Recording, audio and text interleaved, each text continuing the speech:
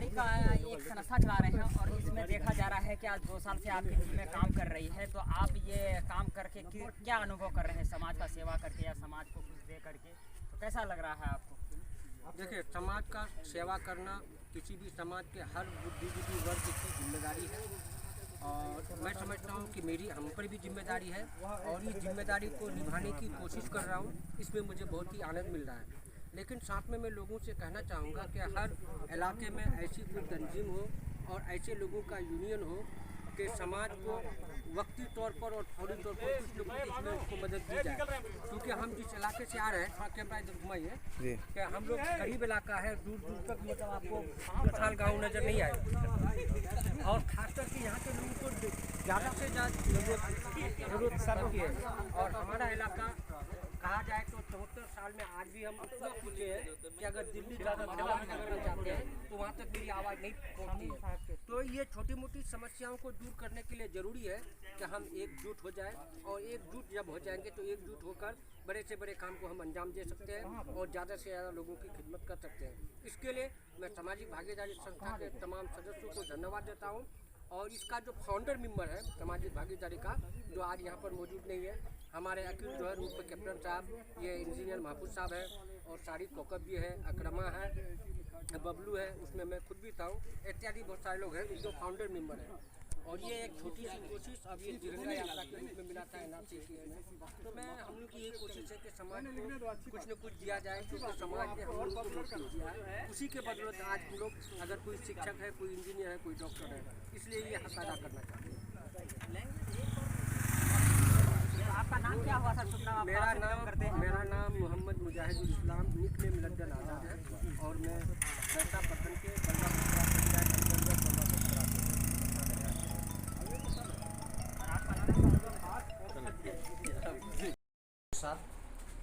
और सबसे पहले मैं सारिक कोकब जी के बातों को समर्थन करता हूँ। जो उन्होंने जो बात रखी काफ़ी काबिल तारीफ़ है और कुछ नसीहत की भी बात थी और कुछ आगे करना क्या है, और मैं सबसे पहले वर्ड देता हूँ कि इंशाअल्लाह इस पर हम भी चलने की कोशिश करेंगे। कि जैसा कि एक सामाजिक भागीदारी शब्द यहाँ पर बार बार आ रहा है, ये जो सामाजिक भागीदारी शब्द, और जब हम लोगों ने कुछ लोगों ने मिलकर आगे बढ़ने की कोशिश की तो उस वक्त हम लोगों को लगा कि शायद बैसा प्रखंड में कोई भी ऐसा आदमी शायद सोचा नहीं होगा या किसी ने इस तरह की जिम्मेदारी नहीं ली, शायद वो पहले से ही ये मान चुके थे कि ऐसा हो नहीं सकता। लेकिन अल्हम्दुलिल्लाह कि हमारे बैसा प्रखंड के सारे जनप्रतिनिधि, वो प्रमुख साहब हों, उप प्रमुख साहब हों, मुखिया हों, समिति हो, सरपंच हो, एक मंच पर आकर समाज के लिए, बल्कि यूँ कहा जाए बहुत कुछ किया। और उस बहुत कुछ में हमारा जो ऐतिहासिक प्रोग्राम जो रहा है NRC के वक्त बैसा प्रखंड में जिस तरह से NRC का विरोध किया गया था, पूरे बिहार में ये नंबर 1 पर था तिरंगा।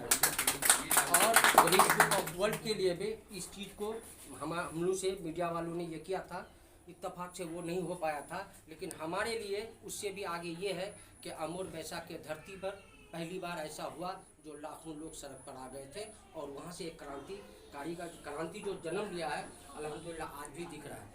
तो मैं सबसे पहले अपने प्रखंड के तमाम मुखिया, सरपंच, समिति, प्रमुख, उप प्रमुख को मैं धन्यवाद देता हूं कि उन लोगों ने हम जैसे नाचीज के अगुवाई में अपना सहयोग दे करके इस काम को वहां तक अंजाम तक पहुंचाया। लेकिन फिर भी मैं यहाँ पर कुछ बात थोड़ा सा हटके कहूँगा, थोड़ा सा कहना चाहूँगा कि जब कोई भी आदमी समाज में कुछ नए तरह का काम करते हैं तो उसमें कई तरह की परेशानी आती है।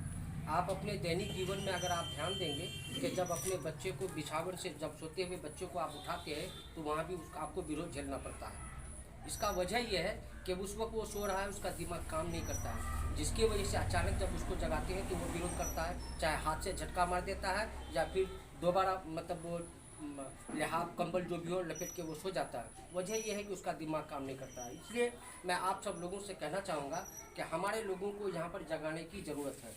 हम लोगों का अभी मेंटालिटी है, हम जहाँ पर हैं हम वहाँ पर खुश हैं, हम मजदूरी कर रहे हैं वहाँ पर खुश हैं, मेरे लिए हॉस्पिटल नहीं, हमको पूर्णिया जाना पड़ेगा, हम यहाँ पर खुश हैं, उस चीज़ को हम एक्सेप्ट कर लिए हैं।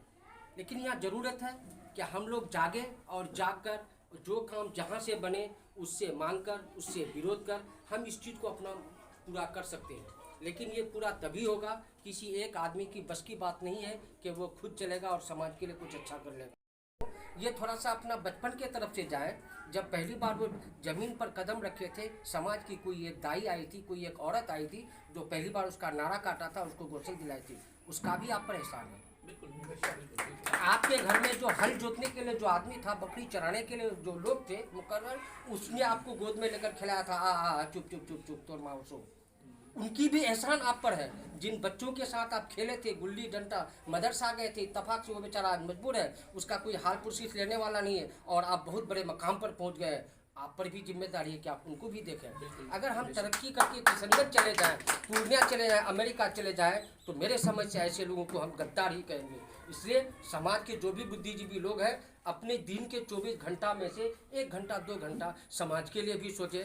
आप अगर सिर्फ सोच लेंगे तो मेरे समझ से समाज के लिए ये बहुत बड़ी नेमत होगी, और समाज को यहाँ पर एक ताकत मिलेगी। हर हाल में हमारा समाज आगे बढ़ेगा।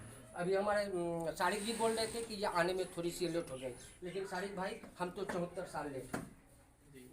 ये थोड़ी सी लेट है, हम 74 साल लेट है, लेकिन आज से भी अगर हम इस लेट पर भी आज से भी अगर शुरू कर दें तो इंशाल्लाह मुझे लगता है कि आपका हॉस्पिटल का भी जो ये मनोकामना है ये भी पूरा हो जाएगा। मैं अपनी बात को यहाँ पर समाप्त करता हूँ। अगर मेरी बात से कहीं किसी को तकलीफ हो तो मैं माफ़ी चाहता हूँ। धन्यवाद।